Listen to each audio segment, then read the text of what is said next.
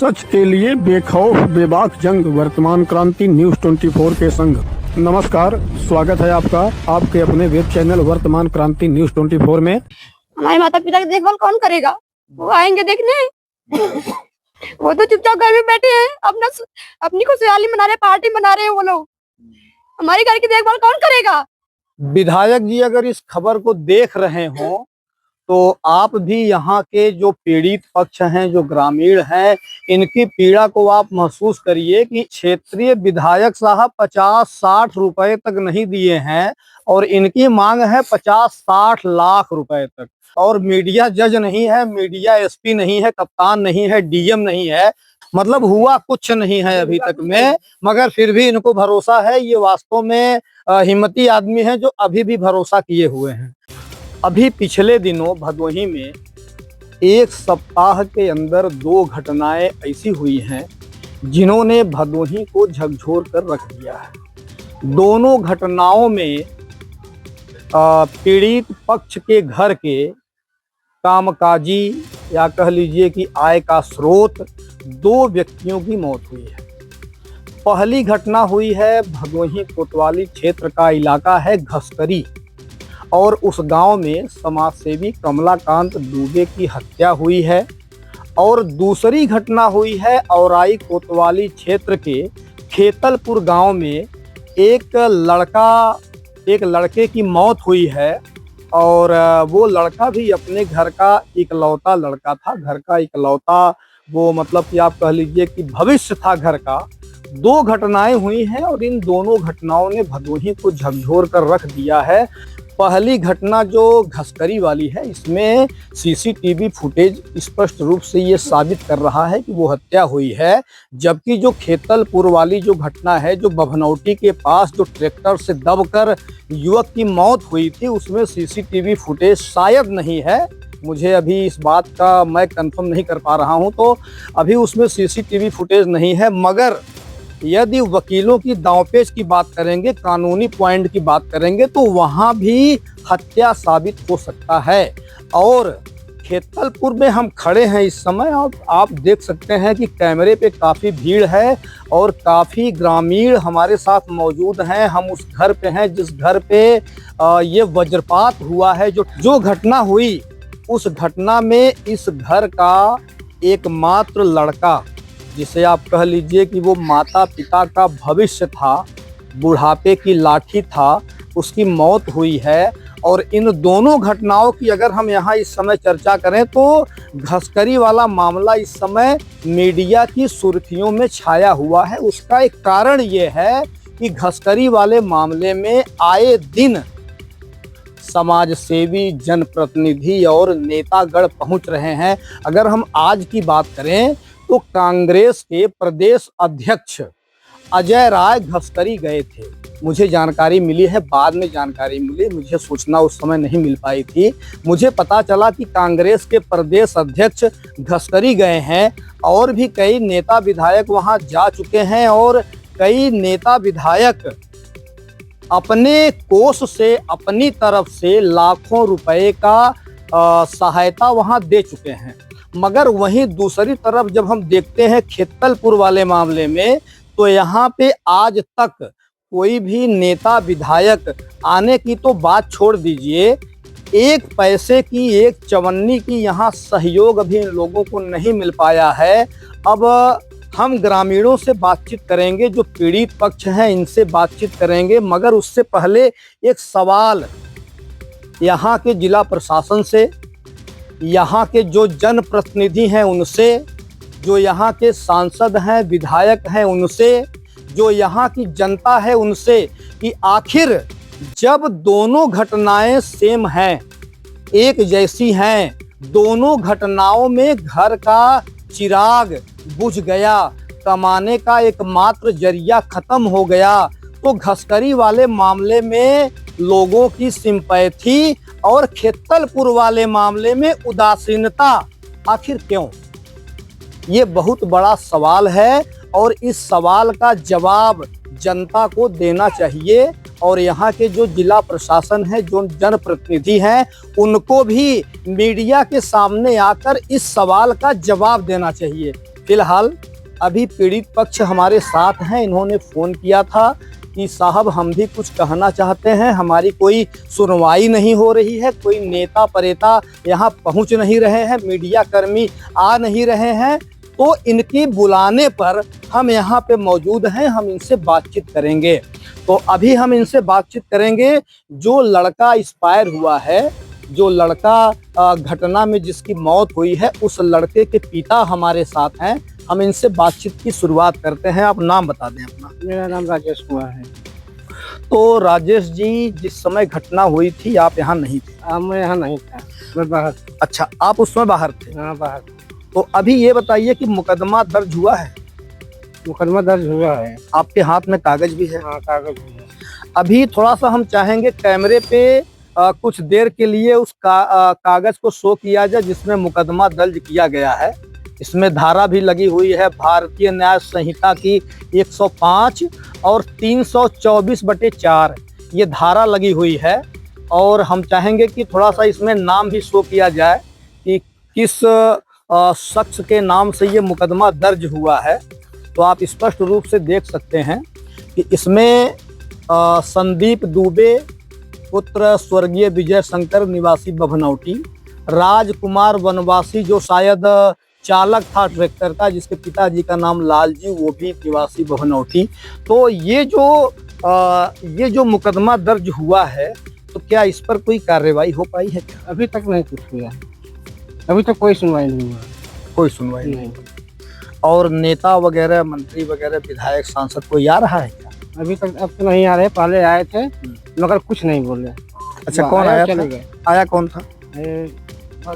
भास्कर और नहीं, अभी हम आपसे आ रहे हैं, अभी हम आपसे बातचीत कर लेते हैं। अगर आपको बोलना है तो आप हमसे बातचीत कर लेते हैं, थोड़ा सा हम इनसे पूछ लें जी। और नेता को हमको मालूम नहीं तो क्या नाम था। 2-3 नेता आए थे मगर कुछ बोले नहीं, चले गए। मतलब कोई सहायता भी नहीं मिली? कुछ नहीं, कुछ बोले ही नहीं, क्या सहायता करेंगे। तो कुछ कहेंगे जिला प्रशासन से? मैं क्या कहूँगा, जो करना है वो लोग करेंगे अपना। मेरे पास इतने बोलने की शक्ति है नहीं कि मैं बोलूं। अब वही लोग जो करना है वो लोग करें अपना। वो लड़का एक ही था आपके पास? मेरे पास एक ही लड़का था, एक लड़की है बस, और कुछ नहीं। अच्छा, लड़की भी हमको जानकारी मिली है कि रोगग्रस्त है? हाँ, दवा हमेशा चलता है इसका। क्या हुआ है इसको? मालूम नहीं, रिपोर्ट में कुछ आता ही नहीं है। और वो हवा जो लगता है, क्या कहते हैं उसको, वही लग गया है इसको। रोग में कुछ नहीं निकलता है, क्या करूँ, दवा भी कर रहा हूँ हमेशा।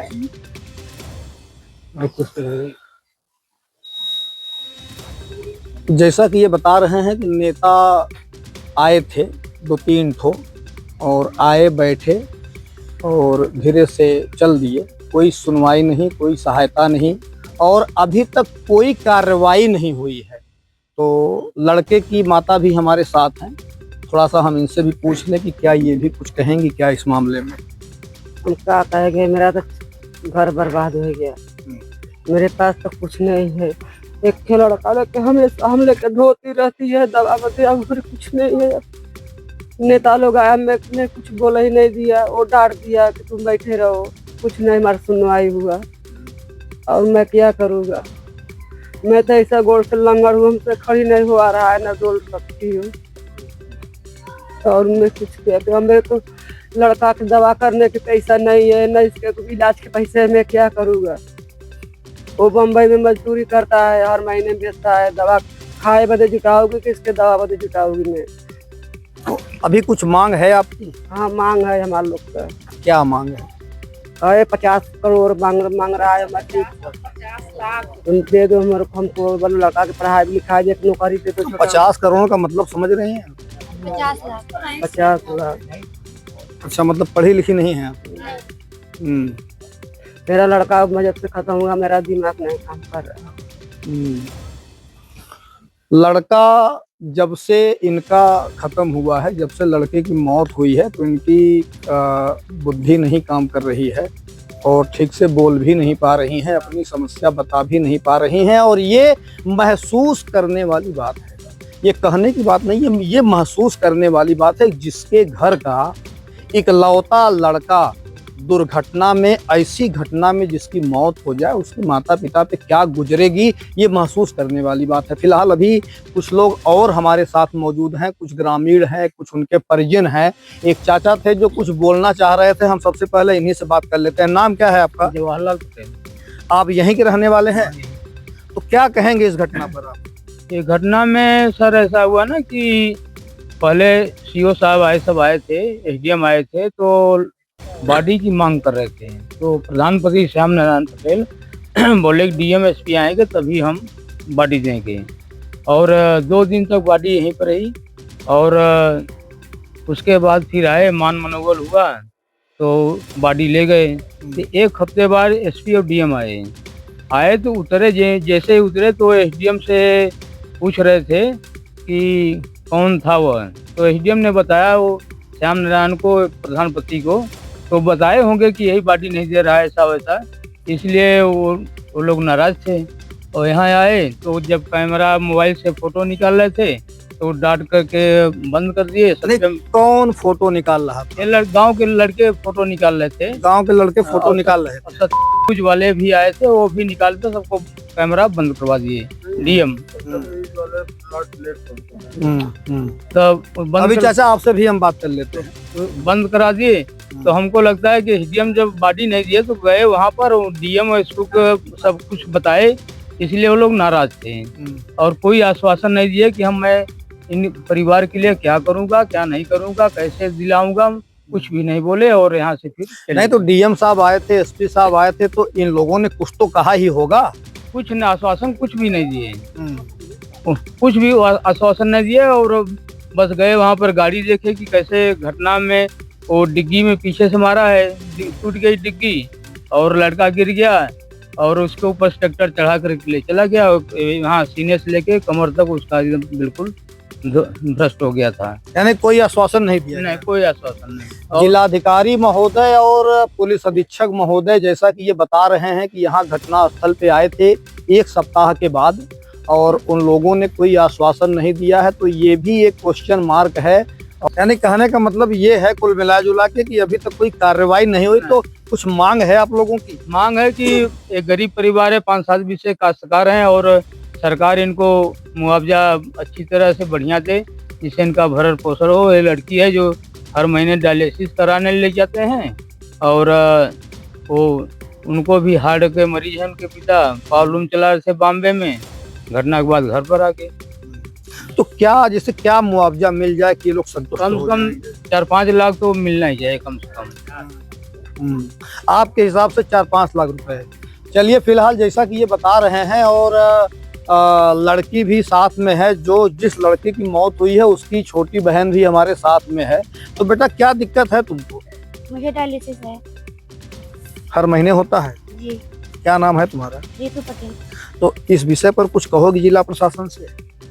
हमारी कार्यवाही की जाए और हमें आश्वासन के साथ हमारी आर्थिक सहायता और हमें एक सरकारी नौकरी भी चाहिए।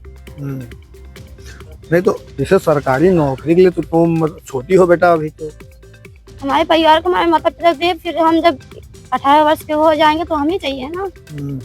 हमारे माता पिता की देखभाल कौन करेगा? वो आएंगे देखने।